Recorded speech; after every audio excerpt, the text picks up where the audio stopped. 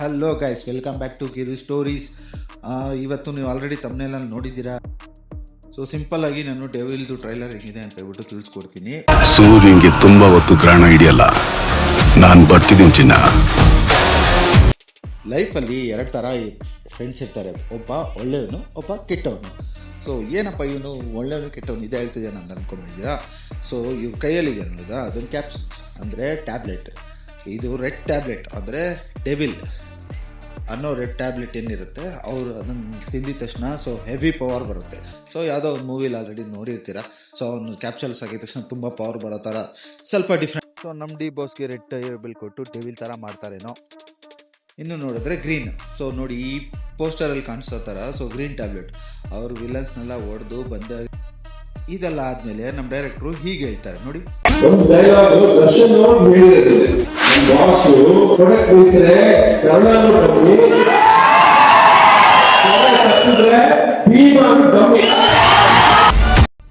So ಇವಾಗ ನೀವ್ ಹೇಳಿ, ಎರಡಕ್ಕೂ ಲಿಂಕ್ ಇದೆಯಾ?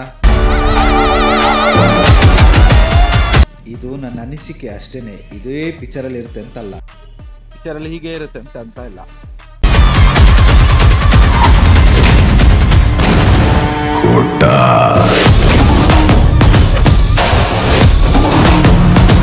ಕ್ಷಣಕ್ಕೊಂದು ಬಣ್ಣ, ಗಳಿಗೆಗೊಂದು ವೇಷ.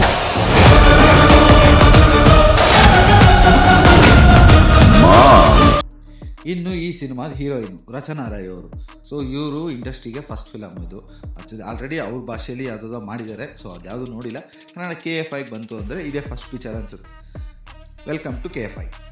ಅಲ್ಲ, ನಾನು ನಿನ್ ನಿಜವಾದ ರೂಪನ ಸರಿಯಾಗಿ ನೋಡೇ ಇಲ್ವಲ್ಲೋ.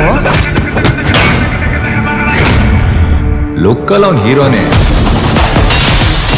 ಆದ್ರೆ ಕಿಕ್ಕಲ್ಲಿದ್ರೆ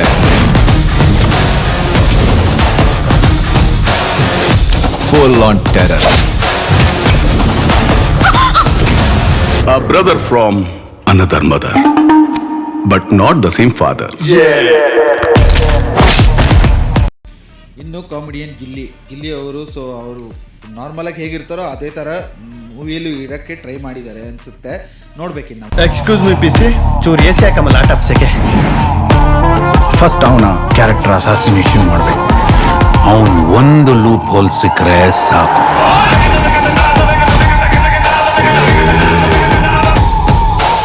ಆಸೆ ಪಟ್ರೆ ಕೇಳಬೇಕು, ಕೊಡ್ತಿದ್ರೆ ಕಿತ್ಕೋಬೇಕು.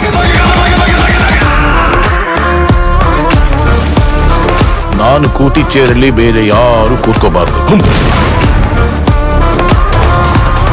ಖೇಲ್ ಖತಮ್, ನಾಟಕ್ ಬಂದ್. ಎಲ್ಲೋದ್ರೂ ಬರ್ತಿರ್ತೀಯಲ್ಲ, ಏನೋ ನಿನ್ ಪ್ರಾಬ್ಲಮ್.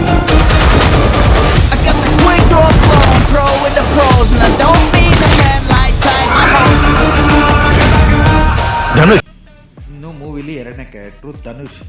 ಡೆವಿಲ್ಲ ಧನುಷ.